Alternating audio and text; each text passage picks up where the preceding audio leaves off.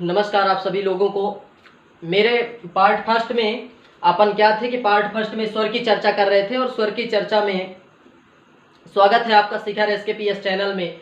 और चैनल को लाइक और सब्सक्राइब करें। यदि आपको पढ़ाने का तरीका बेस्ट लगता है तो आप सब्सक्राइब करें, अन्यथा कोई जोर ज़बरदस्ती नहीं है।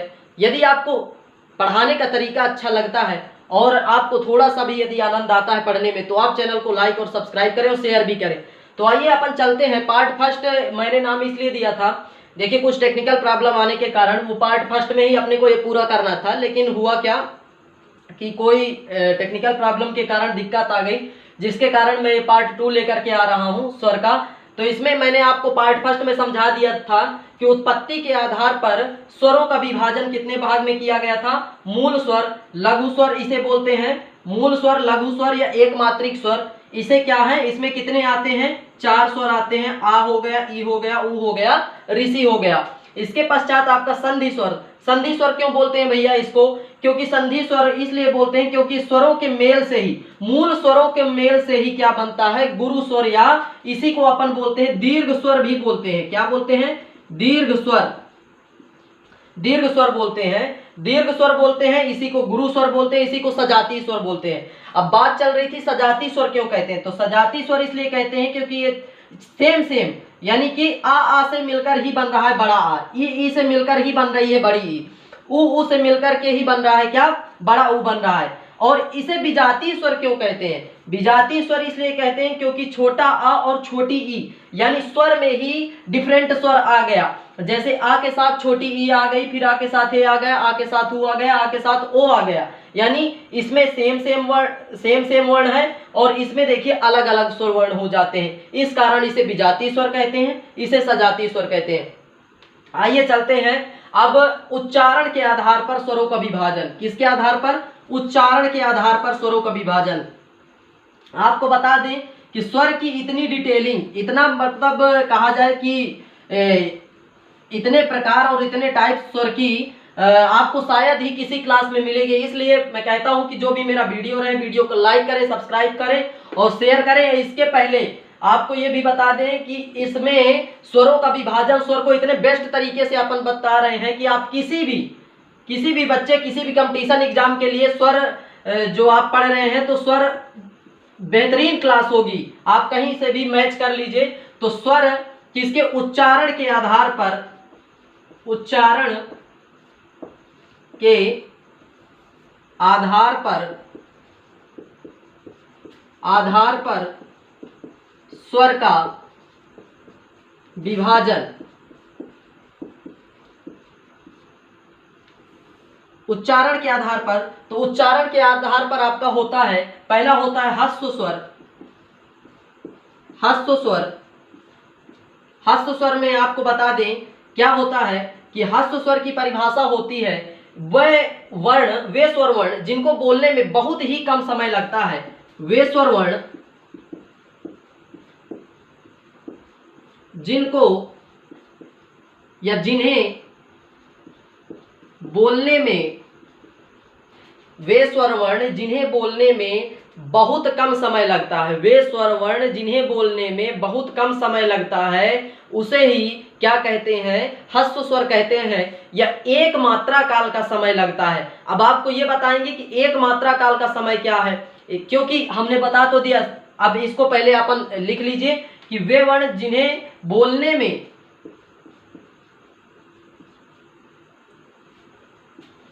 बहुत कम समय लगता है ह्रस्व स्वर कहलाते हैं। ह्रस्व स्वर कहलाते हैं, ह्रस्व स्वर कहलाते हैं, या एक मात्रा काल का समय लगता है। कितना लगता है, एक मात्रा काल का समय लगता है। अब उदाहरण देख लीजिए, ह्रस्व स्वर के उदाहरण क्या है, छोटा आ, छोटी, छोटा ऊ, ऋषि। ह्रस्व स्वर कितने हो गए आपके, 4 हो गए। तो ये हो गया आपका कि जिनको बोलने में बहुत ही कम समय लगता है, जैसे आ, ई उ री, यानी इनको बोलने में कितना लग रहा है समय, बहुत कम समय लग रहा है। इस कारण से क्या होता है, इन्हें क्या कहते हैं, इनकी पहचान है कि बोलने में कम समय लगता है और एक मात्रा काल का समय लगता है। अब आपको हम बता दें कि एक मात्रा काल का दूसरा होता है आपका दूसरा स्वर लीजिए, एक पहले आप इधर लिख लीजिए कि एक मात्रा काल का समय किसे कहते हैं, एक मात्रा काल का समय। तो इसको आप साधारणतः समझ लीजिए, एक बार पलक झपकने का समय, पलक झपकने का समय। जब अपन आंखों की एक बार पलक झपकाते हैं तो उसे ही एक मात्रा काल का समय कहते हैं। तो ये समझिए कि जिन स्वरों को बोलने में एक मात्रा काल का समय लगता है उन्हें ही क्या कहते हैं, एक ह्रस्व स्वर कहते हैं। तो एक मात्रा काल का समय किसे कहते हैं, आंखों की एक बार की पलक झपकने में जितना समय लगता है उसे ही क्या कहते हैं, अपन एक मात्रा काल का समय कहते हैं। अब आइए सेकंड में आइए कि ह्रस्व स्वर,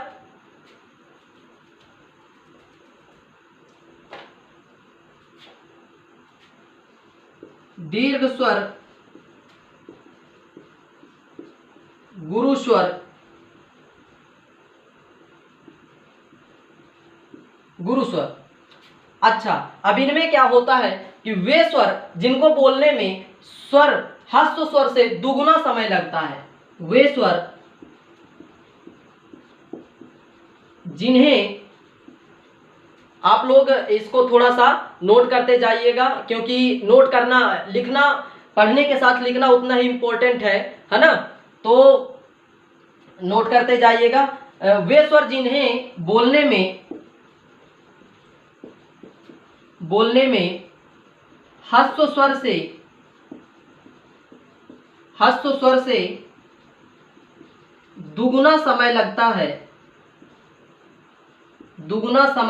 है,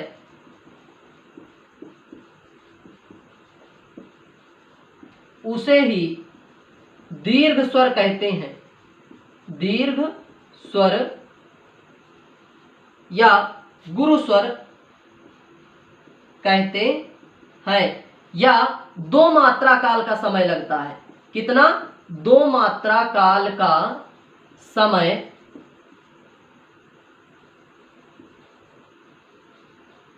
लगता है। अब इसका है बड़ा आ, बड़ी ई, बड़ा ऊ, ए, आए, ओ, औ।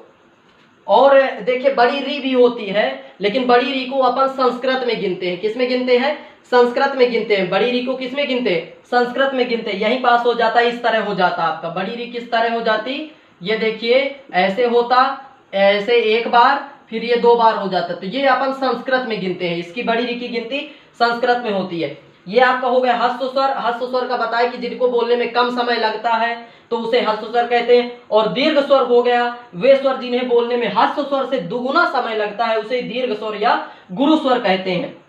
इसके पश्चात आपका थर्ड टाइप इसी में आता है, क्या आता है, प्लुत स्वर।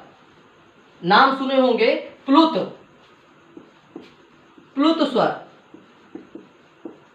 प्लुत स्वर किसे कहते हैं, प्लुत स्वर होता है जिन्हें बोलने में दो मात्रा काल से अधिक का समय लगता है, यानी दीर्घ स्वर से भी ज्यादा समय लगता है। वे स्वर जिन्हें बोलने में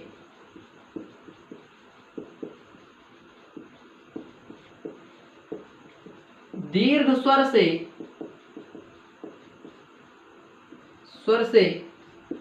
अधिक समय लगता है, दीर्घ स्वर से अधिक समय लगता है,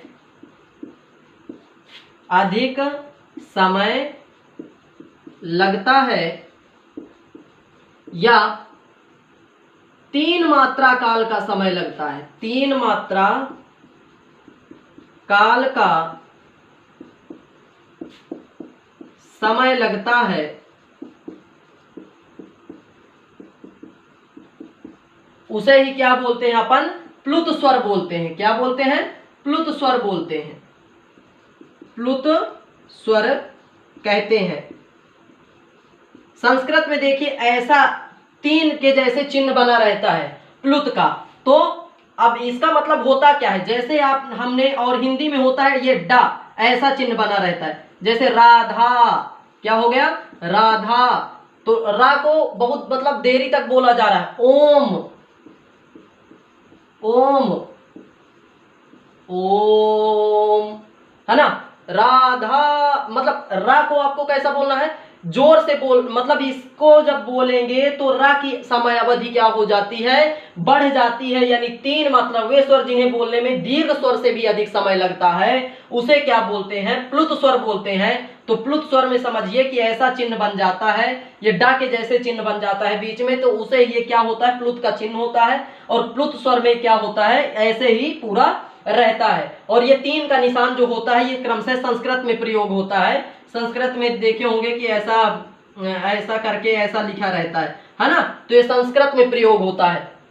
अब इसके पश्चात आपको ये पता चल गया कि जो उच्चारण के आधार पर स्वर होते हैं वो 3 प्रकार के होते हैं। पहला आपका हो गया, क्या हो गया, पहला आपका हो गया मूल स्वर हो गया, मूल स्वर के बाद हो गया आपका दीर्घ स्वर हो गया, है ना, हस्त स्वर, क्या हो गया, हस्त स्वर। पहला आपका हस्त स्वर, दीर्घ स्वर, इसके बाद प्लुत स्वर हो गया, है ना। इसके बाद प्लुत स्वर के बाद आपको चलते हैं, प्लुत स्वर के बाद आपने तीनों स्वरों को क्रम से देख लिया। इसके पश्चात चलते हैं, ये उच्चारण के आधार पर स्वर का विभाजन था। उच्चारण के आधार पर स्वर के विभाजन के बाद अपन चलते हैं कहां, कि मुख आकृति के आधार पर। 3rd नंबर है इसका, आप लोग थोड़ा सा नोट करते जाया करिए जो भी अपन पढ़ाते हैं, है ना। तो और वीडियो को पूरा देखा करिए, क्योंकि आधा अधूरा देखेंगे कोई मतलब नहीं रहेगा। और मेरे जो वीडियो रहेंगे, चाहे आपके मनोविज्ञान के रहें या हिंदी के रहें, संस्कृत के रहें, उनकी अपन एक प्लेलिस्ट बना देंगे। प्लेलिस्ट में सभी वीडियो रहेंगे और एक क्रम से रहेंगे वीडियो। यदि अपन ने वर्णमाला पार्ट 1 पढ़ाया तो पार्ट 2 भी आएगा, है ना। इसी प्रकार हर एक सब्जेक्ट का समझिए, अपन क्लासेस आपको मिलती रहेंगी।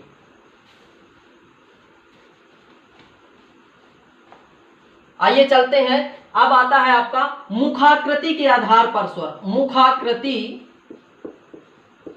के आधार पर स्वर। अब स्वरों का विभाजन मुंह के खुलने के आधार पर किया गया है। किसके, मुंह के खुलने के आधार पर स्वर का विभाजन किया गया है। तो स्वर का विभाजन कैसे किया गया है, मुंह के खुलने के आधार पर, होठों की आकृति के आधार पर स्वरों का विभाजन। मुखाकृति मतलब होठों के खुलने के आधार पर उसका क्या किया गया है, विभाजन किया गया है। तो पहले आप ये समझिए कि होठों के खुलने के आधार पर मतलब क्या हो गया आपका, पहले हो गया व्रतमुखी। फर्स्ट इसका क्या है, व्रतमुखी स्वर। क्या, व्रतमुखी स्वर। वे स्वर, इसकी डिफिनीशन आप लोग लिखते जाएगा। डिफिनीशन कैसे लिखिएगा कि वे स्वर, एक बार पहले समझ लीजिए, वे स्वर जिन्हें बोलने में होठों की आकृति गोलाकार हो जाती है उसे क्या कहते हैं, व्रतमुखी कहते हैं। क्या कहते हैं, व्रतमुखी कहते हैं। तो वे स्वर जिन्हें बोलने में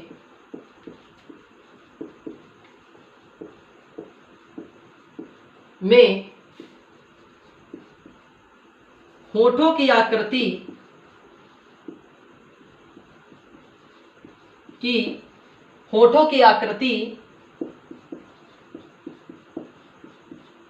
वृत्ताकार हो जाती है, वृत्ताकार हो जाती है, उसे ही क्या कहते हैं, व्रतमुखी कहते हैं। जैसे व्रतमुखी स्वर कहते हैं। आपका हो गया छोटा ऊ, बड़ा ऊ, ओ, आओ, ये हो गए आपके व्रतमुखी हो गए। अब इसके बाद होता है, सेकंड है अव्रतमुखी। यानी अव्रतमुखी में क्या होता है कि वे स्वर जिन्हें बोलने में मुख की आकृति या होठों की आकृति गोलाकार ना हो करके साधारण ही रही आती है, साधारण जैसे सिंपल रहता है उसी प्रकार रहती है, तो उसे ही क्या बोलते हैं, अव्रतमुखी कहते हैं। अव्रतमुखी, अव्रतमुखी स्वर, अव्रतमुखी स्वर वे स्वर जिन्हें बोलने पर होठों की आकृति सामान्य रहती है, होठों की आकृति सामान्य रहती है,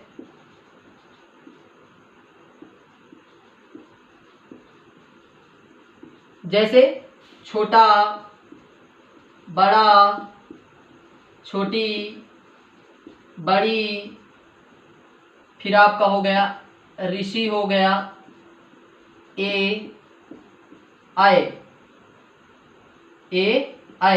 तो ये हो गया आपका आवृत्ताकार हो गया। यानी आपको हमने बता दिया उत्पत्ति के आधार पर स्वरों को विभाजन बता दिया, उच्चारण के आधार पर स्वरों को विभाजन बता दिया, ये मुखाकृति के आधार पर स्वरों का विभाजन बता दिया। इसके बाद अपन चलते हैं और आपको बताएंगे कि जीभ के अग्र और पश्च सिरे और मध्य सिरे के आधार पर, यानी जीभ के अग्र और पश्च और मध्य सिरे के आधार पर स्वरों का विभाजन किया गया है, उसको आपको समझाते हैं। तब तक आप इसका स्क्रीनशॉट लीजिए, स्क्रीनशॉट के पश्चात आपको उसको बताते हैं।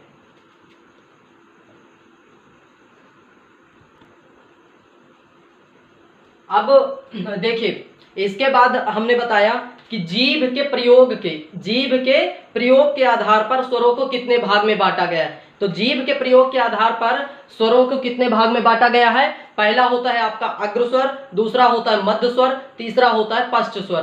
तो अग्र स्वर में कौन कौन से आते हैं?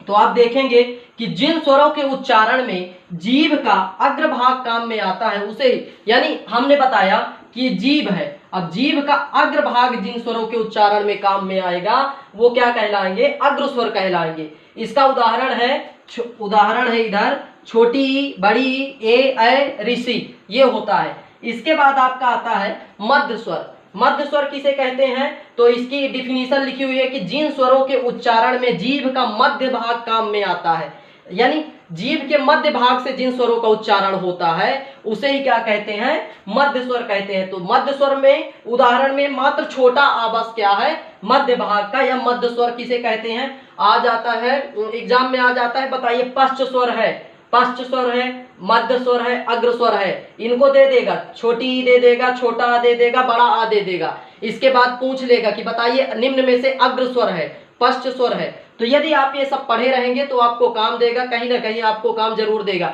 और वर्णमाला एक ऐसा चैप्टर है कि चाहे आप किसी कंपटीशन की तैयारी कर रहे हो, वर्णमाला बहुत ही आवश्यक है आपको पढ़ना, और वो भी खासकर हिंदी वर्णमाला। इसके पश्चात हिंदी वर्णमाला और संस्कृत वर्णमाला सेम ही है, थोड़ा बहुत अंतर आता है। वो अंतर किसी दिन एक छोटी सी वीडियो में मैं आपको बता दूंगा कि क्या अंतर रहता है हिंदी की वर्णमाला में, क्या अंतर रहता है संस्कृत की वर्णमाला में। तो आपको बता दिया कि अग्र स्वर जिन स्वरों को उच्चारण जो है जीभ के अग्र भाग से होता है उसे क्या कहते हैं? अग्र स्वर कहते हैं। मध्य स्वर जिन स्वरों का उच्चारण में जीभ का मध्य भाग काम में आता है उसे मध्य स्वर कहते हैं। इसके बाद आता है आपका पश्च स्वर। पश्च स्वर में क्या होता है? जीभ जिन स्वरों का उच्चारण जीभ के पिछले हिस्से, यानी पिछले भाग काम में आता है, पिछला जो भाग होता है, पिछले हिस्से से जिन स्वरों का उच्चारण होता है उसे ही क्या कहते हैं? अपन क्या कहते हैं? पश्च स्वर कहते हैं। अब पश्च स्वर में आपका कौन सा आता है? बड़ा आ, छोटा ऊ, बड़ा ऊ, ओ, औ, पश्च स्वर में ये आते हैं। तो आपको बता दिया मैंने कि जीभ के प्रयोग के आधार पर स्वरों का विभाजन। इसके पश्चात अपन चलते हैं किसमें? कि स्वरों का उच्चारण स्थान क्या है। स्वरों का मतलब नहीं कहते, जिस प्रकार व्यंजन का उच्चारण स्थान है ना, तालु है, कंठ है, मूर्धा है ना, तो इसी प्रकार स्वरों का भी उच्चारण स्थान होता है। उन उच्चारण स्थान को आप 1 सेकंड देख लीजिए। इसके पश्चात मैं अपनी वीडियो कंप्लीट करूंगा और फिर से यह बोलूंगा कि वीडियो को जितना अधिक से अधिक हो सके शेयर करें, सब्सक्राइब करें और पढ़ने वाले विद्यार्थियों को भेजें। है जरूरी नहीं कि आप हर एक किसी को भेजिए, पढ़ने वाले को भेजिए, जिसके मतलब की चीजें उसको भेजिए। हाँ, क्योंकि सीधी सी बात है, अपना वीडियो जिसके मतलब का नहीं रहेगा वो आखिर क्यों देखेगा मेरा वीडियो? सीधी सी बात है।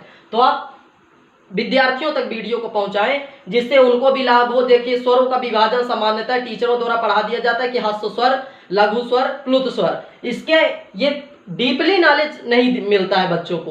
और जब डीपली नॉलेज नहीं मिलता है तो वही बच्चे फिर आगे चल के क्या होता है कि वही ज्ञान हमारा छूट जाता है और कहीं ना कहीं हमको कंपटीशन में अंक क्या होता है, कम प्रदान करते हैं। तो ये हो गया। आपको इसका भी चिन्ह बना लीजिए, ये भाई मध्य से होगा, इसका बना लीजिए ये पश्च से, है ना, ये जीभ के पिछले हिस्से से इसका उच्चारण होगा तो उसे पश्च स्वर कहेंगे। मध्य से उच्चारण होगा, मध्य स्वर कहेंगे, है ना।